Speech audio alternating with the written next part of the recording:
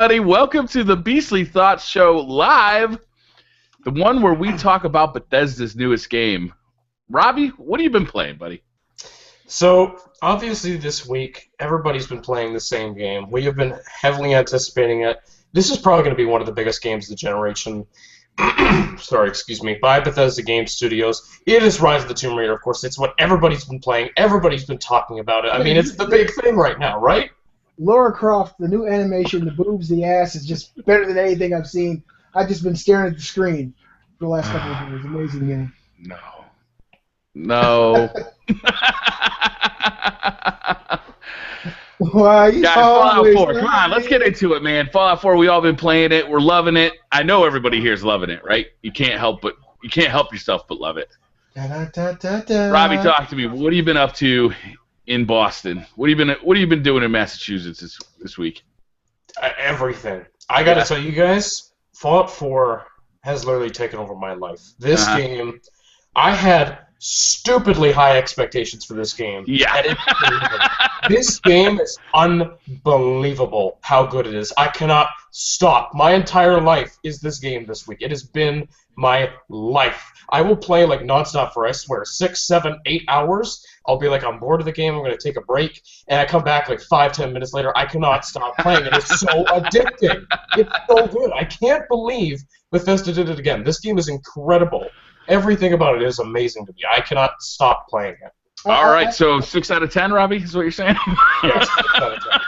Exactly. You say, how about you? What have you been up to in the wasteland? I've been really enjoying Fallout 4, guys. It's everything that I loved about Fallout 3 and everything that wasn't included in Fallout 3. So to me, it's something that's very familiar and fresh at the same time. Very familiar, right? Yeah, it feels like, a graphical upgrade to a game that we all loved, but it has all these new nuances and things that you can add and do. I'm really enjoying building up my campsites, with all my survivors, my settlements. That's something totally new. But the game so far feels just fun. That's the best way I can describe it. An amazing experience so far. I'd agree with Robbie, a 10 out of 10. I want to let the guys know who are watching right now.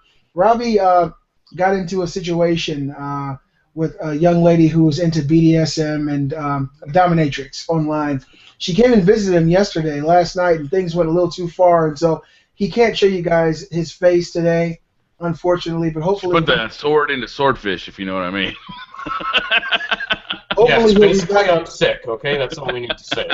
Yeah, that went a little too far, but okay. Yeah, guys. That's what the kids are calling it now. Yeah, all the young kids. Yeah. I got to say, this is exactly what I thought was going to happen. I really thought I'd be playing more Black Ops 3, but as soon as I got my hands on Fallout 4, it's been nothing but that. Yeah. Just that feeling of going off and doing anything and having fun with it. Just stumbling across situations, people stuck in crazy situations, crazy mutated animals coming out of nowhere to kill you. Mm-hmm. I love the VAT system. It feels so good to have it back, and believe it or not, I was like 2 or 3 hours into the game before I used it once. I was like, holy shit, let me try see what happens with L1, and then VATS. And it brought back everything that was really familiar about Fallout. I'm really happy with the game so far. I've probably gotten in 10 hours, and I'm like level 10 right now. I haven't been following the storyline strategically. I've been kind of doing what I want to do, side quests. That's really what makes Fallout a great experience for me, to just basically go off and make it your own game. To me, Fallout 3 and Fallout 4 so far, it's like a book, right, or a series of books even. All with the same character. You just kind of sit down and you just relax with it and you kind of immerse yourself in it, as opposed to most video games, which are like adrenaline-packed thrill rides. Fallout is much more laid back. It's much more slow-paced. You get to play it at your own pace and kind of you do what you want to do. If you just want to burn through the storyline, like the main storyline, you can do that. I think you could get through it in like 6 to 10 hours, depending on how hard you go. Or you can do every little side quest and find every bobblehead and magazine and talk to every character, explore every dialogue option, and just kind of slow play it, and that's kind of what I like to do, is kind of slow it down and just kind of relax with it, and hopefully the game will last me a couple of months, in my spare time. It's my game. I'm not live streaming it. I'm not making videos out of it. It's just me and the game just kind of relaxing, and I'm having a lot of fun with it too. To me, all right, so it's kind of funny. Last week I said all they have to do is upgrade the graphics on Fallout 3 and I'll be happy, but in the first, I don't know, hour of the game, I'm like, damn, this is Fallout 3 with upgraded graphics, and I'm not that happy. But because right off the bat, it feels exactly like Fallout 3. Mm-hmm. Like, it's hard to tell any differences until you start getting deeper into the game. Once you see, you can build up these settlements. You see, you get to see a little bit more of the game, and you find out, yes, there is more to it. There are deeper systems than there were in Fallout 3 or New Vegas. What do you guys think about kind of the character interaction? It feels very similar to Fallout. Are you satisfied? It doesn't feel like it evolved much to me. I'm incredibly satisfied. Absolutely. I think I have done a ton of different companions as well. I've had Piper, I've had Codsworth with me, I've had Valentine with me a little bit. Try and keep the spoilers to a minimum, Robbie. Yeah, I'm definitely going to try to do that. Some of those people you just mentioned I haven't even seen yet. Especially with a game like this, it's so big and there's so many different side quests. When you're talking to someone, you'll be talking about the main story, and then you go off and you might talk about a side quest no one else has done, but they've put more hours into the game than you, which is crazy. So yeah, spoilers to this game are definitely real for different people, but the relationships in this game are incredible too. It feels like this world is so unbelievably realistic, and the people you meet, there are times where you develop a real relationship with these companions, and they literally stop to talk to you. They say, hey, do you have a minute? And they talk to you about personal things like family and different situations based on different characters. I'm not going to say who with what situations, but I am unbelievably impressed with how much these characters feel like real people. I care about, almost all of them. They are amazing people. Hearing their stories is incredible. Some of them even give you quests related to different things. I mean, I am blown away. It's unbelievable how well they have nailed everything in this game. But we'll get back to... For me, I haven't gotten that deep into it yet where I've really began to build up bonds with lots of different characters. I'm really just now getting my feet wet and jumping into the world. But one thing I will say is that the vocals, actually having scripted scenes where you talk to people, they open up their mouth and they actually make movements and gestures. You sit down and talk to somebody and they'll actually turn towards you and have a conversation. It feels very similar to Fallout 3, but the fact that they've actually added actual audio, to me, that breathes a whole new degree of life into the game versus just... The characters definitely talked in Fallout 3, but they weren't... the voices didn't match the lip syncing, and a lot of times it didn't even feel... it felt very janky in Fallout 3. It still feels a little janky. You walk away, the audio glitch sometimes. Two people are talking at once, and you can't hear the person you're actually trying to talk to. Yeah, stuff like that. It's still, it's still a Bethesda game. I'm sorry. Let me clarify because I wasn't being very clear. I mean your character in Fallout 3. Yeah. Didn't speak, but now you're actually having a real conversation. And it just feels more real. It breathes more life into the world, and I really appreciate that. I've run into a few glitches where my companions have fallen through the world, believe it or not. I was right with dog meat going up some stairs, and he fell through the stairs. But I'm sure those kind of things will be patched. Already people are exploiting this game. That kind of pisses me off, but of course we know that's going to happen. It don't matter. It's a single-player game. Yeah, but it's going to happen. Plus, have you guys noticed the little mod section in the Pip-Boy, where you can, I guess, import mods? I haven't really explored it much. Well, there's nothing there yet. Nothing there. Okay. It gets me really excited. So I guess we're all in agreement that this game is awesome. Well, I definitely have some reservations about it. Like you said, there is that Bethesda glitchiness to it. Like I mentioned with the audio kind of overlapping and not having the correct conversation take priority. I've had some clipping issues with the world. I already had a mission become uncompletable because the door just wouldn't open. Me and a detective were just standing there, and he was supposed to unlock the door, but he just wasn't doing it. Did you reload the checkpoint? I had to reload the checkpoint, and then it worked the second time through. But it was before I realized that it was a glitch, it was like 20 minutes of me just trying to figure out what the hell was going on. Was I in the wrong place? Do I have to backtrack to find a different door? That kind of thing. That's, I'm accepting, okay, that these games have this kind of stuff because of what they offer. These huge, expansive worlds with so much to do and so much to explore. But it's a little frustrating to me that we're still seeing the exact same glitches we were seeing in Fallout 3 or in Oblivion. Like older games, especially since the game came out or went gold so early in comparison to when it was released, I am a little bit disappointed of how glitchy the game seems to be, and that kind of stuff is disappointing to me. I would have liked to see Bethesda start moving that engine forward, because it feels. I can't confirm that it's the same engine that Fallout 3 and Skyrim ran on, but it fucking feels like it. I'm pretty sure they said it's a updated version of Skyrim's engine, and I agree with you, Briar. There are little glitches. Like, some of them are hilarious. I can't even tell you guys how many times I come back to Sanctuary and there's a Brahmin stuck in one of the houses. It's hilarious. I love that, though. But yeah, there are ones where, like, I'm playing a mission. Like, I remember when I was on the Brotherhood of Steel airship, we had to go up easy there. yeah, we don't want to spoil this for people who haven't. That's not a spoiler. There's an airship. They showed in the trailer. That's not a spoiler. But anyways, when you go to the Vertibird is sort of the ship you can fly on and fast travel to. That's also in the trailer. Basically, one time I had to use it for a mission and it kind of glitched out. Like, I had to reload the checkpoint actually a couple times before it worked. The minor things like that, but everything about this game is so unbelievably good to me that I almost don't care. It does bother me a little bit, but the game is so good that I'm so forgiving of it. Like, this has to be one of my favorite games of all time, because I had impossibly high expectations for this game, and it lived up to me. I sit up all day, all night playing this game. I mean, I can't sleep because I'm just thinking about it. It's so immersive. All the interactions, the story is amazing, the gameplay is incredible. I love this game. Well, this is my thing, okay? I think the game is great, but I also think Fallout 3 was great.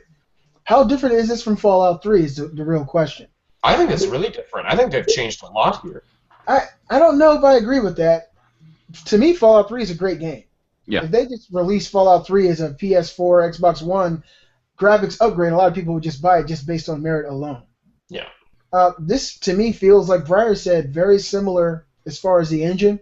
The world definitely is more beautiful, but it's it's so similar to me, and that kind of makes me wonder what the next Skyrim type of experience is going to be, because it feels very much like it. Did it live up to the hype? It's selling like crazy. It sold 12. I'm trying to remember. It's on the top of my head, but I can't remember totally. It sold insanely for the first 24 hours. Mm-hmm. So as far as commercial success, it's doing very well. But people expected this game to just be head and shoulders above and beyond what Fallout 3 was, and for me, so far, it doesn't feel different enough for it to be that. But even if it was just like Fallout 3 with a slightly different story, everybody will love it. Yeah. Because it's Fallout. People love Fallout. Same thing with the Elder Scrolls series. It's the same story there. The games are always glitchy. You're always going to have issues with the world, but there's so much more to the world that you're able to kind of walk past the bad to enjoy the breadth of all the good. I'm not disappointed with the game. Trust me, I'm really enjoying my time with it. But I'm not blown away like I was with Fallout 3. When I first played Fallout 3, even the first couple of hours, I was just the scope, the magnificence of the world, just like the detail, how many non-player characters there were, and how many different quest lines there were, and how you could just explore at your own pace and go in any direction you wanted and get yourself in and out of trouble that way was new to me. I'd seen it before in Morrowind, but I'm not into that fantasy stuff as much as I am to the sci-fi stuff. So for me, Fallout 3 was really my first in-depth experience with something like that. And there is definitely a lot of new stuff here, and there's definitely some huge improvements. The gunplay, when you're not in VATS, is so much better than it was in Fallout 3. I don't even use VATS because the aiming and shooting feels so good. I'm impressed, and that's where I have to disagree with you guys a little bit, although I understand where you're coming from, that it does feel similar to Fallout 3, but I actually think it feels a lot different because the shooting feels a lot different to me. I think shooting feels better. It feels more like a first-person shooter. It's still not, it's not Black Ops or Destiny or Halo by any means, but it's usable. and that's an improvement over Fallout 3. Plus, you've got the settlement building, and you've got like, settlement building is very cool. Economy, which I've gotten into. Oh my god, crafting your own weapons is very cool. Amazing. I love that. Yeah. Yeah, it's just there's so much in this game. It's ridiculous how much they've added.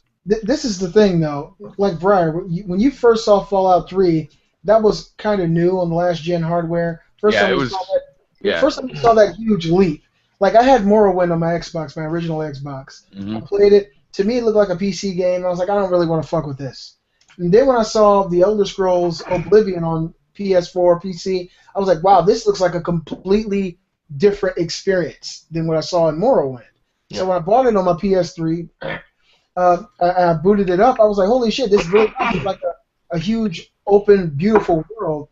And so we had that last gen. How much further can they go with this gen? It's not going to be the same kind of experience. Yeah, they're definitely limited by the hardware on here too. You can, you know, Xbox One players I feel awful for. PlayStation 4 players, I'm playing primarily on the PlayStation 4. I also bought it on the PC just because I wanted to see the graphical differences and the frame rate differences. And I can assure you the game is far superior on the PC than it is on the PS4, and I've heard it's even worse on the Xbox One. I was playing on the Xbox, so.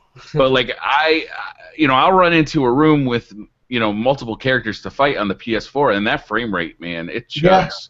VATS becomes your only option because the frame rate is so bad. It's really hard to kind of be moving around and shooting at the same time. Yeah. Yeah, I actually watched a video from Digital Foundry on it. The PS4 and Xbox One try to hit 30. The Xbox One has more of an issue hitting a consistent 30. And when it comes to areas that have multiple enemies, the Xbox One drops, substantially. PS4 drops during bosses and enemies that have multiple special effects going on the screen at once.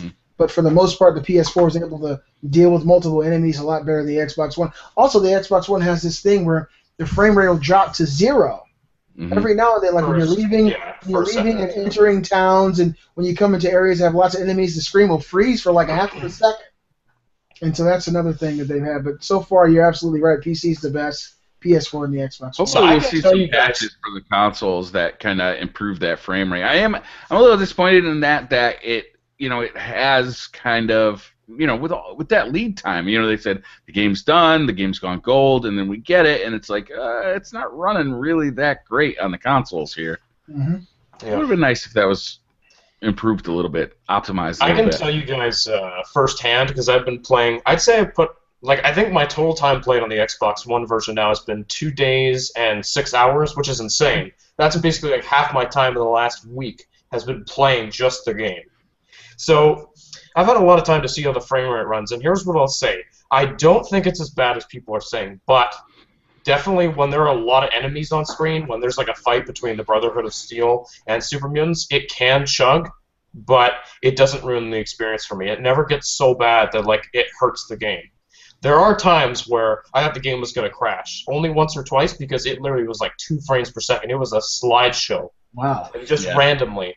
But for the most part, it's pretty consistent for me. Like it's been 30 frames per second. Like there are moments here and there where the frame rate will go down quite a bit, but it's like it doesn't happen that often. So it hasn't hurt the experience for me at all. Okay. But overall, I gotta say, I'm really pleased with the way the game turned out. I'm immersed in the game. I'm having fun with it. Actually, before I came up here to do the podcast, I was playing it downstairs on the couch. The whole family's just sitting there watching me play it. It's like, it's just that. Exact same story here. Kate, she was watching me play. Now she's playing. All the kids watching. I just turned it off. I was like, fuck, I gotta do that goddamn show. I just want to get back in. Yeah. Like I said, I've been playing it nonstop. Like it's become my life this week, and I still feel like how many hours have I put into this game? Like at least almost 50 now. I feel like it's been a lot, and I still feel like there are so many locations I haven't found, so many things to discover. I mean, even going back to different locations, you'll find new things. Like you never know what you're gonna find. I mean, just the other day. Just last night, I was doing a quest. I was talking to this guy up on this bridge, and there's a city like just right in front of us, and there was a super mutant behemoth storming through the city, just fucking shit up. And I'm like, I gotta get down there and kill that guy. I have a fat man. I'm like, I'm gonna take the fat man. I'm gonna run down there and blast his ass into oblivion. And there were people, like, there was a battle going on. There were like mini nukes being fired at this thing. There were ghouls running everywhere. It was insane. It was awesome, though. Like, the moments like that are incredible. I can't wait. But now I'm expecting it, so stop spoiling the game. Yeah, for me. please, It was a random moment. That no, it wasn't. The exact same thing's going to happen to me, and I'm going to punch you out. Don't spoil any more of the game. I really want to get back into it. I got a question for you guys. It seems like we all really enjoyed this game. Has anybody gotten back into Black Ops 3 at all this week? No, I actually made a video about that today. Okay. Did you? Would you care to elaborate? Well, so, it's hard to play multiple PvP games, right? And, Destiny really has me hooked as far as PvP goes, and the Trials of Osiris especially, really getting into Trials of Osiris, having that 3 versus 3 gameplay where, your whole team is coordinated and you're really, trying to win together and talking about strategy and, working together to get to 5 wins, to get to 7 wins, to get to 9 wins and go to the lighthouse. The rewards are so big for just those, an hour and a half worth of play that going into Call of Duty style matches with a bunch of random people and, kids screaming obscenities, I think I've moved on past Call of Duty. It's just it doesn't offer the same thrill that it used to, and I feel like other games, they've just kind of eclipsed it. You know what, Brian? I gotta say I agree with you there. I'm not as big into Destiny as you are. I love it though, and even playing Destiny and getting together with you guys and my friends and playing, it's a different kind of experience than I have playing Call of Duty. Now I will say that when Robbie and my wife and Unreal Gamer, we were all together playing zombies and playing different modes. It was very fun. We were very well coordinated, but very seldom will you get that in Call of Duty. Most of the time, you're going in there, you're teamed up with random people. And I had a little situation at the beginning of the week where I was playing some Last of Us with my brother. My other brother just got a PS4 and The Last of Us, so I got 2 of my siblings on now. Man, we're doing good. And we played for a little while. Then I went to Call of Duty, and it just felt so bad. Even Black Ops 3, all the camping and all the crap that was going on, there was really no communication. And I just backed out. I was like, I'll just take a break. I gotta say, I love Black Ops 3. I think it's a fantastic game, but it's so fast. I feel like I need to have a moment and take a break, because that game, the time to kill, it is so fast-paced that I feel like I need to just slow down for a moment. It's almost stressful how fast that game is. And have you guys tried the hardcore mode? Holy shit! It's single player? No, it's in multiplayer. The hardcore mode is where basically one-shot kills. Oh, with no HUD and stuff. Yeah. Yeah, no HUD. It's just, man, that's the mode my wife likes to play the most. You see somebody, whoever pulls out first. That's fun. Yeah. Yeah, that's very fast and frantic. But I've been on Fallout. Call of Duty's kind of taking a back seat for now. Yeah. And I think that it'll be that way for many more hundreds of hours. So. I like Black Ops 3, but I can't stop playing Fallout 4. I mean, I can't believe this game lived up to the hype for me. It's everything I wanted it to be. It really is incredible. I can't see myself stopping anytime soon. The guy at the GameStop right by my house, he told me they had 4 Rise of the Tomb Raider pre-orders for the Xbox One, and they had 111 pre-orders for Fallout 4. Oh my god! Just incredibly bad decision by Microsoft to release it. Yeah. Incredibly. Even if it was coming out next week or the week after, I feel like it could have had a little room to breathe. I want to play that game. I'm looking forward to playing that game. Yeah. I really like the first one, and I'm really looking forward to this next one. But timing. It's right up against Fallout 4. It's just silliness. You're against a game that is going to take up everyone's time, and there's no way you're going to be able to find time to play Tomb Raider. I've heard fantastic things about that game, and I love the last one. I'm sure it's going to be phenomenal, but I'm going to play it in a month or 2 from now, not now. So yeah, I think it was poor business decisions being made somewhere at Microsoft Square. Somebody made that choice to release. God, to go against something like Fallout 4 is just harebrained, if you ask me. Yeah. I mean, even Battlefront, going against Fallout would lose. Call of Duty going out on the same day against, I don't know, Call of Duty actually sold 12 million. So they actually did really well. Yeah. But them going against Fallout would have been a poor decision as well. Fallout, everybody and their mom wanted this game. We all see what happened. As soon as the game came out, we're all playing it. I'm sure you find the time for Destiny, Brian, but this is the only game that's actually pulled you away enough that you're sitting with your family and playing it and enjoying it. Yeah, I mean, I played both games today. I played Destiny because I really wanted to do a Trials run with some friends today and had a great time. Then I did a little work around the house. We're remodeling the house, so it's like there's a lot that takes a lot of time, right? It's a slow remodel where we're doing a lot of the work ourselves, so that takes up a lot of my time right now. But after I did that, I just sat down, relaxed with some Fallout 4, and I had a great time. Just chilling. But Trials, man, Trials of Osiris is just it's a hell of a fun game mode. I've never tried it, not once. It's unbelievably fun. How do you get into it? I've never been able to just join. Well, it's a power level matters type of deal, right? Where you got to have good gear. You know, like the better your gear is, the less damage you'll take from other Guardians, and the more damage you'll do to other Guardians.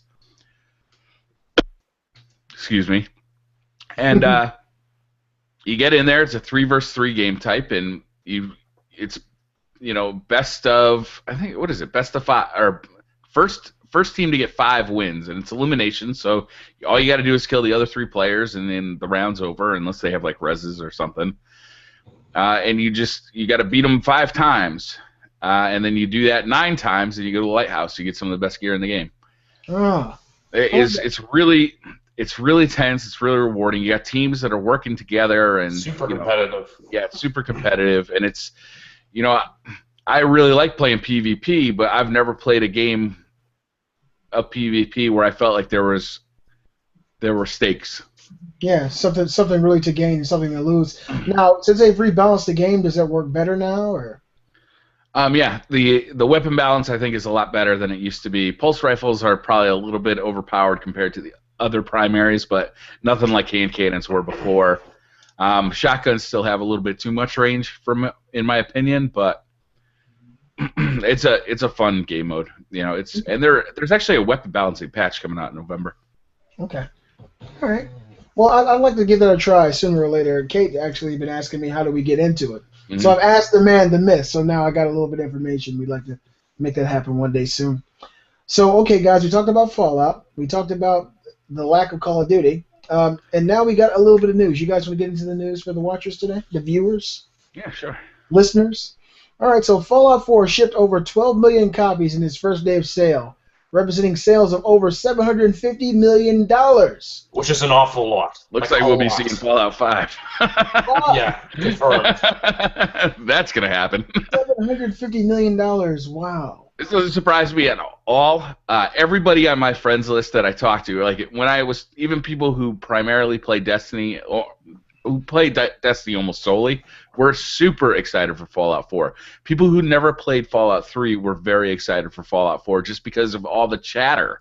It's the word of mouth. It gets around. It's like, this is an incredible game, and it's like an event now. Like Fallout 4 was like an event coming up. Everybody was looking forward to it. Fallout 3, I felt like was more of a sleeper. It was a big game, but it wasn't like a Call of Duty release. It wasn't like a Halo release. Yeah.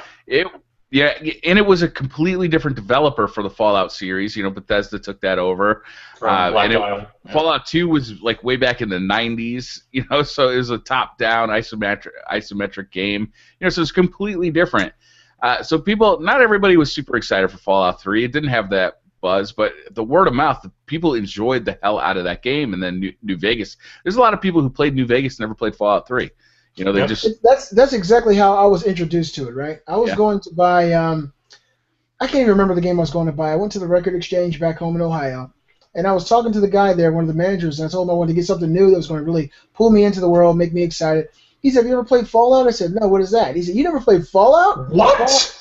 Yeah, I would be like, what the hell? There's something wrong here. We need to fix this now. He said, Fallout 3 is right there. He said, if you play that game, it'll be one of your favorite games of all time. And I looked at it, and I was like, I looked over at Kate and said, do we want to try this? He said, dude, please, just buy this game. You will not be sorry. And he's someone I trust. His name's James. I took that shit home, and I played it. Probably within 2 hours, I was like, oh, my God. This is something different. It was just an amazing game, one of those crazy experiences. And you're right. A lot of young kids who've never played Fallout 3. I would be like, you are missing out. We need to get you on this. My son was telling me today some of his buddies in school have never played Fallout 3 before, and that's the game that their parents bought them. That everybody's so excited about. Everybody's really happy about this game, man. Yeah. Very seldom do we get experiences like this that keep you really entangled and engrossed for this period of time. That's all fun. And nobody else makes games like this. Bethesda seems to be the only people that make games like this. They know what they're doing. You have to wait. You don't. it's not like if you're a big fan of GTA, you also play, Saints Row and a couple other games that are kind of similar to it. Nothing else GTA is the big stuff, but there's some other stuff in there too that's along similar lines. Nobody else makes games like this. I'd say the closest company that does something similar to this would be CD Projekt Red. The Witcher 3 is another one of those crazy worlds where everything has a meaning, and it's a very fulfilling experience all the way through. Yeah, it's more similar to Skyrim, I guess. Yeah, it's the same lore, the same type of world environment. Yeah, but I see what you're saying though. It's like it's a similar build structure as far as everything. The aesthetic in the story doesn't strike me the same way that Fallout does. Yeah. Fallout for me, believe it or not, I think I agree with you there, Briar. The Fallout world versus the Elder Scrolls world, the Fallout world to me is more interesting. I prefer Fallout as well. Yeah, I love Elder Scrolls to death, but I prefer Fallout a little bit. It seems more of a realistic possibility that nukes could go off, things could really go bad, and that could happen one day. Then we look up and see a dragon coming down and rob you on top of it. God, it's like, have you ever seen a TV show? It's like, After Humans or After Us or something like that, where they just they do like a CG slow-mo or fast-mo of a city that just gets decrepit over time after humans have abandoned it. Yeah. It's fun to see what the future might be like in this. It's pretty old, right? It came out a few years ago. Life After Us. Yeah, I saw it with the lions walking through the buildings and shit. Yeah. Yeah. It's cool. It's just it's cool to imagine, cool to be in that world and exploring. Find Lincoln's repeater rifle. That's awesome. The other thing we didn't talk about too is all the legendary enemies and weapons in the game. There are tons of unique weapons like the Alien Blaster and like the Righteous Authority. All right, keep the spoilers down to a minimum. Robbie, you gotta That's not really a spoiler. It is definitely a spoiler. I'm sorry. Yeah. Anyways, when you encounter a pack of enemies, there's a chance that it will spawn a legendary enemy, and a legendary enemy is basically a way more difficult and limited version of that enemy, which has a chance to drop a special piece of armor or a weapon, and literally pretty much every enemy type in the game, whether it be a mole rat, a bloatfly, a deathclaw, a mirelurk, there are legendary versions of just about every enemy, and they are scary as hell too. Yeah, you guys know the radstags in the game. They're like the mutated deer with the two heads. I came across a legendary radstag. It was glowing bright red. It was massive, and it had horns, and it was really intimidating. I just walked out of this house and saw it attacking Preston Garvey. I was like, holy shit, that thing is scary looking. So, it sounds like the dominatrix you met yesterday. All right, we're going to continue on with our news, guys. There's been a lot of people who speculated that Call of Duty is going downhill, going downtown. Call of Duty Black Ops 3 has made $550 million within its first 3 days on sale. Yeah. Are we going to get another Call of Duty? Of course. Just for perspective, Black Ops 2 made $500 million on its very first day, and that was where the series peaked. So, to be honest, this is not as good as the previous game. This decline, it's still impressive. It's not as good as Black Ops 2, but is it comparable to Advanced Warfare or Call of Duty Ghosts? I'd say yes. I think it's less, but it's close. I don't know. To me, the success of Call of Duty is based on the long-term viability of each game. People enjoy Call of Duty because they get to play it for months at a time. That value really represents something large for most people. Getting a single player, zombies, and multiplayer that you can stick with. You can stick with zombies and multiplayer either or all year long if you're into it. And there's communities built around it. We all know about the Call of Duty community on YouTube. It's huge. Yeah. Used to have you in it. They used to have me in it. But I think that community is getting smaller. And as it gets smaller, I think that the hype for the big releases gets a little bit less and less and less. And Call of Duty just doesn't seem to be evolving. I don't know. It seems to be evolving in a strange way to me. Yeah, they're doing it very slow. I mean, Advanced Warfare was definitely the biggest evolution, whether you liked it or not. They really changed it up, which I appreciated, but in the end I didn't love the game all that much. Black Ops 3 was kind of in between Advanced Warfare and the traditional movement, so they are evolving, but it took them a long time to do it. And are they making enough big changes in a fast enough pace? I don't really know if they can stay relevant. I mean, we'll have to see what Infinity Ward does with next year's Call of Duty. They might totally change it. We have no idea. So, vehicles. they might Bring vehicles to Call of Duty. Let us drive. Let's get in helicopters and jets. I'm wondering if this is just, at some point there were a ton of World War II shooters out there, and people just got sick of them. It wasn't that they weren't good games. They were still releasing good World War II shooters. It's just people were kind of done with it, And I wonder if that is kind of what's going on with Call of Duty right now. That's $550 million is nothing to sneeze at. But I just don't feel the same fervor and passion around that game that I used to kind of.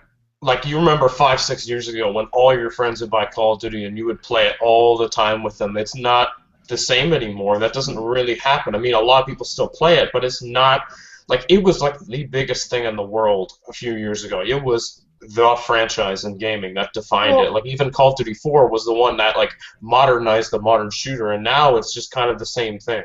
Well, I think for Brian, Black Ops 1 was the last Call of Duty that you were crazy about, right? Or was it? You like Ghost quite a bit. I like Ghost quite a bit. Okay. I know that's not a popular opinion. Black Ops 2 I really enjoyed. I think my favorite Call of Duty of all time might be Black Ops 1. I'm just thinking about the excitement that I had because I came to Call of Duty late. I didn't want to jump into that because everybody was playing Call of Duty, and I was like, no, I'm going to play my RPGs. I want to play my adventure games. Get the hell away from me. All my friends were like, man, you got to play Call of Duty. I was like, no, it's just shooting people. It's boring to me. I ended up playing Modern Warfare 2 first, and I fucking loved it. And then I got Modern Warfare 3, and then Black Ops 2. And Black Ops 2 was a game I played for a full year. Mm-hmm. Yeah, that game was amazing. I didn't want to play. That was the last Call of Duty that I played like that, where I felt like every single day I had to play it. It stayed fun. It stayed consistent. And then when you look at the ones that have come after, they really haven't really done enough to bring something new and fresh to it. When they did, they kind of went the wrong direction. They've changed the way the game plays a little bit. Like, it's a lot more vertical, but they haven't changed the structure of the game, and I think that's where people are getting boring. You still level up your guns, and you still get new sights and silencers and grips, and now there's more graphical upgrades that you can get, and you can get different boots or hats or whatever. But the ultimate progression of it feels the same as it did in Call of Duty 4 or Modern Warfare 2, where you level up and then you prestige and you start the process over again. And to me, that just feels kind of old, especially now in a post-Destiny world where playing the PvE, playing the PvP kind of all blends together into this one character that I just keep getting stronger and stronger and stronger. Oh, the thing that makes Destiny so unique is everybody doesn't have the same weapon. It's kind of the luck of the draw, what you're able to attain to get something awesome. They kind of tried that with Advanced Warfare, where they were dropping specific versions of weapons. Yeah, legendaries, elites. Yep. And so you could actually have something different than everybody else that kind of made your character feel new. They kind of stepped back in Black Ops 3 from that, where everybody can kind of have the same weapon with the same perks on it and the same attachments. And it kind of feels like everybody has the exact same chance. But in Destiny, it's more of a unique experience, and I think that in Advanced Warfare they tried to do that as well. I think if they continued with that in Call of Duty, it might make people enjoy it more because the fact is, in Destiny, you're going up against someone who probably doesn't have the exact same setup that you do. Yeah. Your weapon might be slightly different, theirs might be different, and I think that's probably what they need to do to bring people more into the Call of Duty world to enjoy it more, to make it more of a unique experience rather than everybody has the same shit. It might seem early to bring this up, but I think you can discuss this pretty much whenever. I'm kind of looking to the future of Call of Duty, and because Infinity Ward is making their game, whether that's Ghosts 2 or something else, next year. They've been working on it for 3 years. What do you guys think they need to do to bring back Call of Duty? Can they still salvage it? Will they do a Ghosts 2? Will they do something different? And what kind of movement system will they have for multiplayer? Will they do their whole own thing, or will they kind of do what's been done the last couple of years? Well, all three developers seem to be doing their own thing, if you ask me. They're all going their own direction. It doesn't seem like they're trying to stay too influenced by one another. And I would like to see Ghost 2. I told you guys recently I was playing Call of Duty Ghosts. I would too, but most people did not like that game. That's the problem. It got such a poor reception. When they even bother doing a Ghost 2, would they take that chance? You think they're going to make a Titanfall 2? People I didn't don't like know. that either. I mean, it's the evolution of a franchise, and Ghost is a franchise now, just like Advanced Warfare is now, just like Black Ops is. So I'm hoping that they're going to continue with that franchise and push it forward and keep boots on the ground like they did in Ghost. They I don't really easily care what could. they call it. What I want to see is that Infinity Ward engine that is so tight and just so responsive, and the netcode is so good. And I want to see them, up the graphical fidelity a little bit, add some color to an Infinity Ward game. That'd be cool. Yes. Instead of all gray, green, and brown. A little bit a wider array of weapons, of equipment. I know that it's harder to balance, but I don't really care. I'm not concerned with how hard it is to make the game. I just want a good game. And I would like to see them innovate on the game modes a little bit. Yeah. Like they have new ones here and there, but they're all pretty much the same. Yeah, the separation. I think to me, what feels oldest in Call of Duty is the separation of multiplayer zombies and single player. And I'd like to somehow see them start to bring that all together into one awesome experience. They kind of dipped their toes in the water, I'd say, with Black Ops 3. There was a little bit of progression between the three modes, but it's like barely doing it. But who knows, Briar? You might be onto something. They could be testing the waters for like one game that ties all three together. But I mean, I'm always excited for an Infinity Ward game because I think they just play so much better than. The netcode is excellent. Oh, yeah, it's I'll say that. spot on. I think they got the best netcode in any game. Like any multiplayer game. I think Infinity Ward, Call of Duties have the best netcode of any other multiplayer game. I agree. What else we got for news? Oh, there's a few things left, not too much. Robbie, Hasn't much news this week. I'm sorry. All right. This has been Fallout. The people who create news. It's Fallout 4. That's all people have been doing. Like, what do you expect? All the news outlets are off. They're playing Fallout. Basically. The best-selling games for October have been announced. Robbie, you want to give us a rundown? Yep. So, in order, the best-selling game of October was Halo 5 Guardians of the Xbox One, which was only on sale for, 4 days? So that's really impressive. Number 2 is NBA 2K16. Who cares? Assassin's Creed Syndicate was number 3 for PS4 and Xbox One. It's still coming to PC, I think, either this month or next month. Madden NFL 16, WWE, FIFA. Destiny the Taken King is at number 7. Yoshi's expansion, and it came out in September. Wow. Yeah, so Taken King did really well. Yoshi's Woolly World was number 8. Uncharted the Nathan Drake Collection was number 9, and Rock Band 4 at number 10. So, wow, kind of some surprises, especially because Halo 5 was only on sale for 4 days in October, so that's incredible to see. But that's not really a surprise for me. It's a Halo game. Yeah, it sort of is. Yeah, it sort of is, but it is Halo at the same time. Like that's pretty good. Everybody who's really into the Microsoft and the Xbox ecosystem, that's their number one game that they wait for. Everybody's excited. Who really grew up with the Xbox 360? There's no way they'd miss Halo 5. So to me, that's not 4 days. Is really amazing to be the number one selling game in just 4 days. So I'm not really that shocked by that. But the NBA, you said NBA 2K16 was the number 2. Yes. That's kind of a shock because I'm not in that ecosystem at all in Madden or NBA or. I don't know if people even buy those games, but apparently they sell really well. Sports gamers are a lot like Call of Duty gamers, where they'll just buy that game every year and play it. Yep. Call of Duty. There's a lot of Call of Duty people who, they buy Call of Duty and they play it all year. They're not even really like fans of video games. They just get their Call of Duty fix. That's basically what they play, and even Madden, NHL, NFL, like all. Even the MLB games. Yep. There's people who just buy MLB The Show every year. It's really popular, and I don't know anyone who buys them, but they sell really well. So. Actually, I have a friend who buys MLB The Show every year. He plays a 162 game season every year. Wow. Yeah. Holy damn. Yeah. He wants to make it real. That's for. Yeah, there's a lot of people out there who enjoy sports games. I don't say anything bad about that. I think that some sports games are fantastic. I used to be a Madden guy. I used to play Madden every year. Eventually, that game doesn't change enough, really. I used to buy the MLB The Show every year.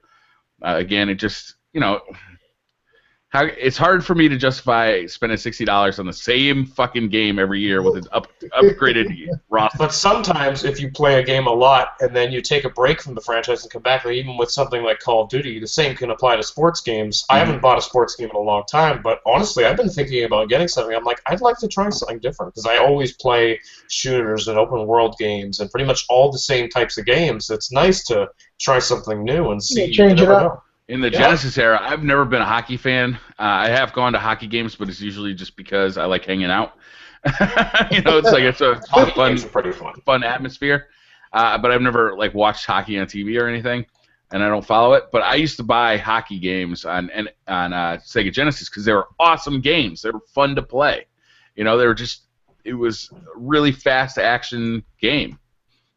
Damn. So, I mean, just because you don't like NFL doesn't mean that Madden is a bad game. Back when I used to be a drinker, guys. I used to throw them back. And back when I'd get together and have parties at my house with my buddies, I'd have NCAA. Whatever year it was, I would always have that game. It'd be 5 or 6 guys. We just go around drinking and playing that game until we couldn't fucking control it anymore. Yeah. NBA Jam. Remember the NBA Jam? Oh, he's on fire. That game was so fun. Yes, it is. It still is.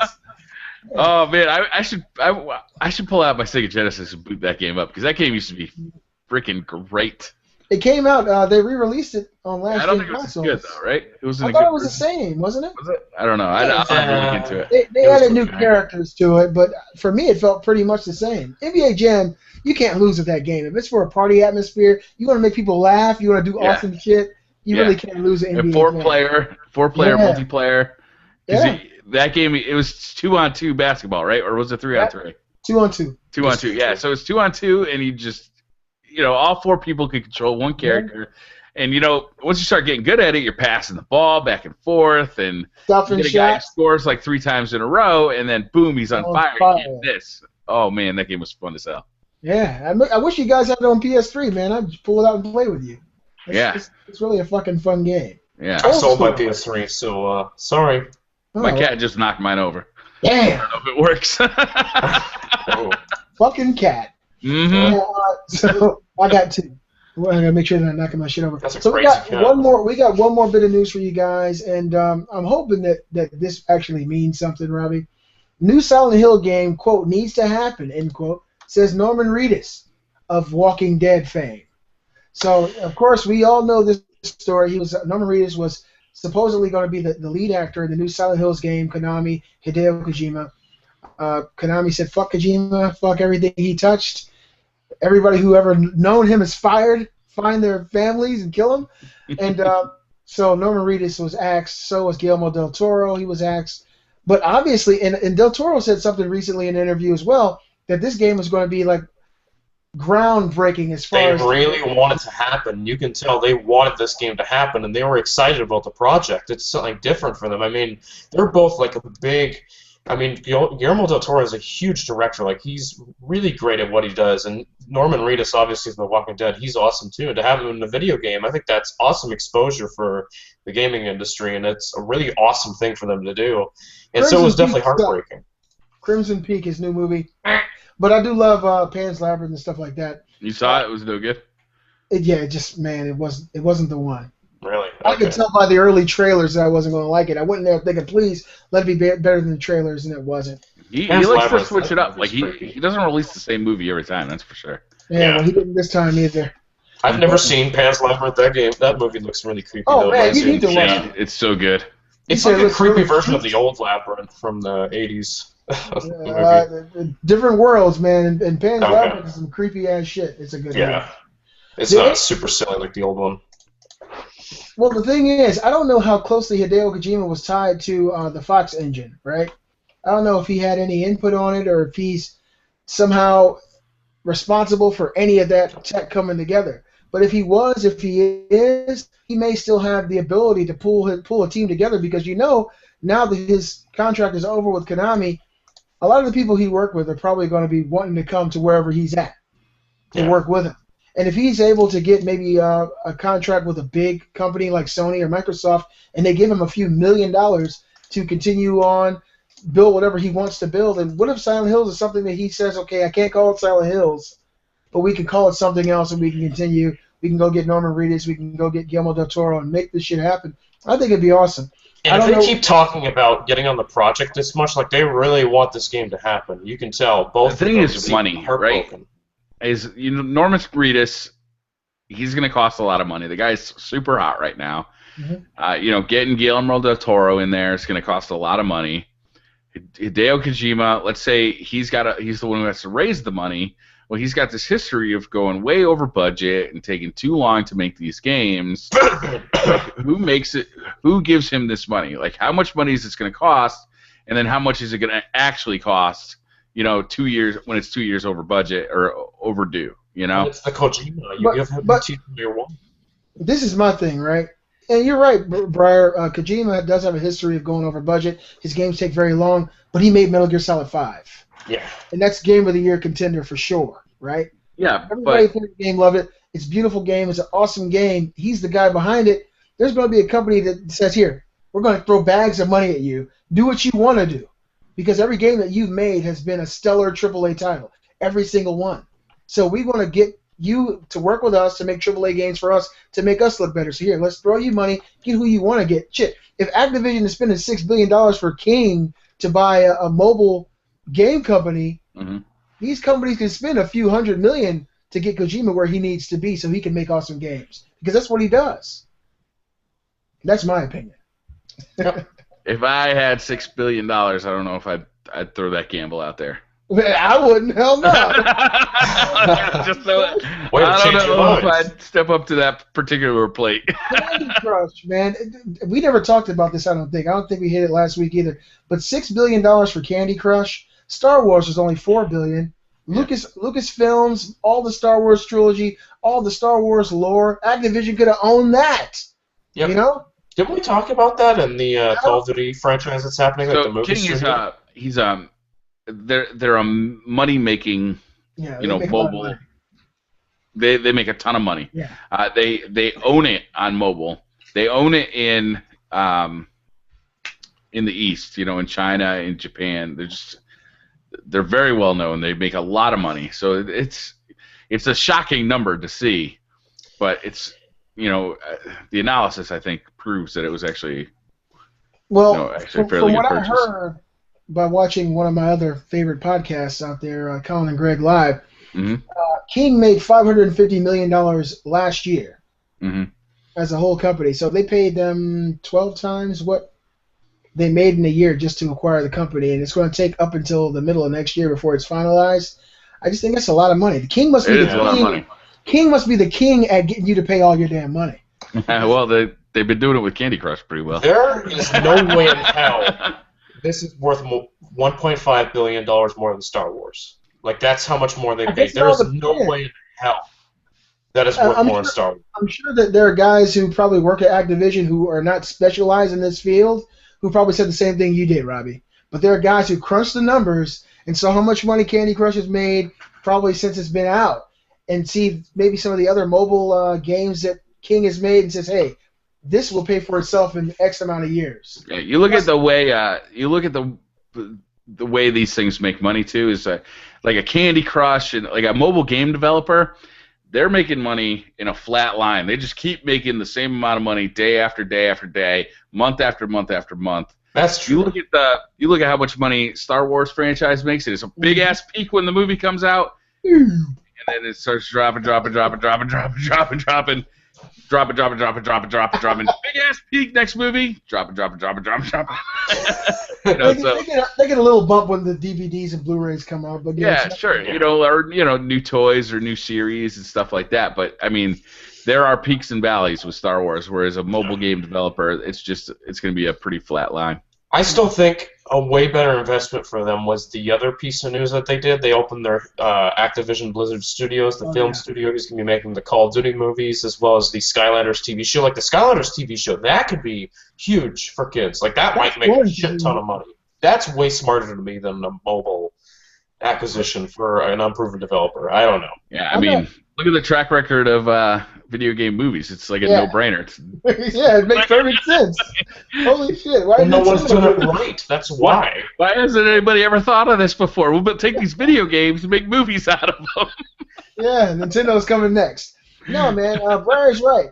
It is a kind of scary space to get into, video game movies. But the Warcraft trailer does actually look pretty good. Yeah, if they do it right, man, they can make a lot of money with the That franchises. will make a ton of money. I'm just not. I Call can't. of Duty, Skylanders, Call of Duty Destiny. is great, right? But none of the stories have actually grabbed me like that to make me want to go watch a movie about it. Exactly. Yeah, but if you make American Sniper 2 and put Call of Duty on the top, and it makes an extra $100 million.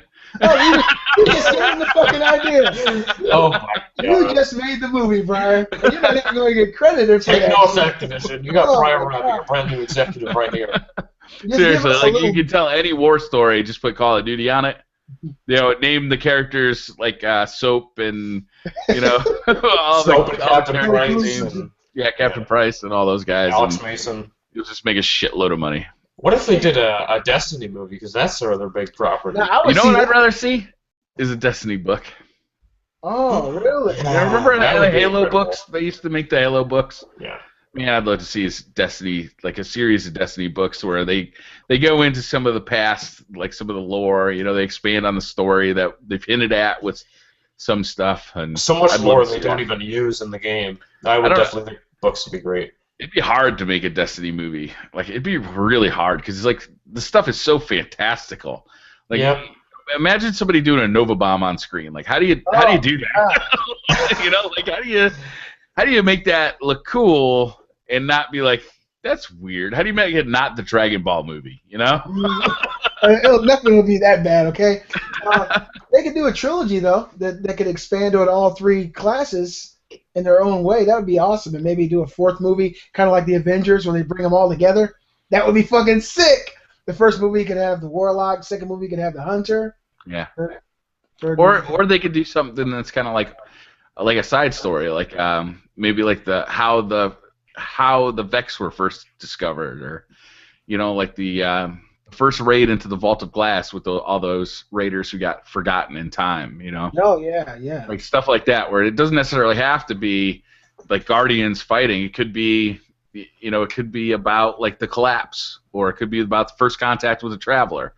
It doesn't have to be set in the time that Destiny is right now. It could be just in that universe, kind of expanding on the lore. Well, and It if could be it's cool. at the end of the day, if it's all about money, and I think that would make a shit ton of money. I think a Destiny book would too. If it was good, I mean, if you had told somebody in the 80s, let's make a Mario movie, it's going to make a shit ton of money. They would have said, yeah, probably will, because Mario's like the biggest thing since fucking Mickey They Mouse. tried in the 90s, but Yeah, and then they did it, and well, not going to say anything. Just Brian, I know you and I are about the same age. Do you remember the feeling you had the first time you saw the Mario movie? I remember watching the commercials and be like, what a piece of shit this is. I'm like, great. I'm a kid still living at home. My parents took me to see it, and I couldn't curse, but inside I said, what the fuck is this? Yeah. All you could do is just stare at the screen, and you're like, that's a Goomba? It looks like I haven't Pinhead seen from that movie, Puppet but it Master. looks And Yoshi, awful. Oh, Jurassic Park raptor face? Yeah. I was really upset with that. That I've was never bad. seen that movie. It looked god awful though. Jesus, it it looked was. bad. I saw a trailer for it. A The only husband reason and to wife- watch it is just to like laugh at it. Kind of like the Street Fighter movie. Yeah, well, Street Fighter wasn't as bad. Street Fighter was laughably bad, though. It was. Yeah, it was bad. Mario It was wasn't as worse, bad, though. but it was bad. Yeah, Mario was definitely worse. That really pissed me off as a youngin', man. I was a huge Street Fighter fan when that movie came out. Do you remember the game that was based on the movie? Yeah. Yeah. Street Fighter the movie? Oh, Oh god, they didn't do that, really? Oh yeah, they did. hell yeah. They weren't playing. Kylie Minogue is Cammy. Jean-Claude Van Damme has the most believable guy. Oh my God. Ryu and Ken didn't. Who even thought that was a good idea? Jean-Claude Van Damme is Guile. Raw Julia as M. Bison. That's Oh the best my part of the movie. Yeah, he actually killed. That was his last movie before he passed away. Ryu and Ken don't matter to the story at all. They'll just make them Yeah. criminals. Come on. They really let down tons of fans. I think the first video game movie I ever saw that I really liked was the very first Mortal Kombat, because they stole the entire movie from Enter the Dragon and somehow it worked. Yeah. Yeah, that wasn't bad. It doesn't hold up well, like, now. Yeah. Well, it doesn't The hold up. first after Tomb you Raider see the movie second wasn't too bad. The first Resident Evil movie wasn't too bad. Yeah, well, compared to the latter Resident Evil movies, yeah. I it mean, was actually like, fucking you good. gotta judge these things on a bell curve. Yeah. I mean, there's some really fucking epically shitty video game movies. I think they can be really good. Those I think the vampire animated movies ones. that Yui Bowl did. I mean, Blood anything Rain? Yui Bowl touched. Yeah, and he did House of the Dead. He Yeah. did Blood Rain. Blood Rain, that was terrible. That guy, he should be banned from making any movies ever. Yeah. I can't stand him. I don't know who he is as a person. I know what he looks like. But if I saw him in person, I'd go to jail for punching him in the face. He destroys video game franchises. Before we go, guys, I know we've actually hit time. Did either of you guys see the Ronda Rousey fight yesterday? No, I missed I that. don't I watch saw a that. highlight though. Oh watched my UFC. God! Ronda Rousey got knocked. Best fight in the Didn't world. she lose the first time? Is that what I heard? Last night, she got the shit kicked out of her. It Yeah. wasn't like a lucky fight like Anderson Silva. She got her ass whooped for a whole round and another half of a round. Damn. Bad. It was awesome. My thing is, I know she's a talented fighter, but when you get that full of yourself and your ego takes over, people begin to not like you. You start to treat yourself like you're some kind of god. It takes a very humble blonde to come into the ring and beat your ass to make you realize you're just a human being again. Yeah. So it's probably better in the end. She got her ass handed to her. Yeah. And I just We should, wanted to ask you guys that. We should probably bring up to the. This has been a pretty violent week in the world as well, with the shit that's been going on in Paris and Yep. and it looks like there's stuff going on in Syria now today too. And this has been a pretty violent week for the human race. Like just some complete animals. I mean, 120 people, not just at the rock concert in Paris, but in different shops, different events. That one day, 120 people were killed by several terrorist attacks. That's absolutely horrible to take that in. That's just devastating. Yeah, I heard this story in passing. It's unfortunate for anybody who's affected. Of course, we send our condolences. Do you guys know anything about the terrorists? Are these terrorists that America actually funded like the rest of them?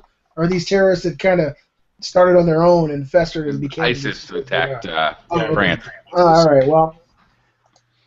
Yeah, we know where that's coming from. It's unfortunate, man. You know, the only thing that can stop hate is love, man. So I love you guys. Peace. Yeah, that's a good way to end it, Beasley. Peace. Peace. Yeah, all right.